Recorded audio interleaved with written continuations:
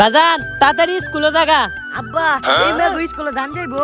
হই বেড়া কি কস, এই মেঘ স্কুলে জান যাইতো না? আমরা ছোটবেলা এর চেয়ে কত বেশি ঝড় তুফানের মাঝে স্কুলে গেছি, আর তোরা এই মেঘ স্কুলে যাইতেছ না? তাড়াতাড়ি স্কুলে যা। ইয়াল্লা মেঘ দুকুন মে যাইতেছে, কিন্তু আজকে তো স্কুলে যাইতাম না। ও বুদ্ধি একটা পাইছি। অনগে আব্বারে কইয়াম মাটির মধ্যে বিষ লাগাইয়া পানি পুড়ে গেছি। আব্বা ওই আব্বা।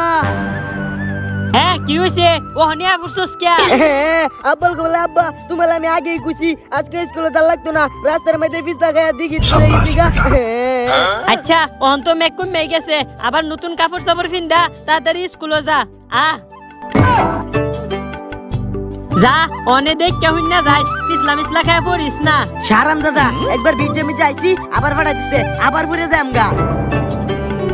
সারাম দাদা খারো, তুমি পিছলা খায় পড়ো না কি হরো এটা আমি দেখতাছি।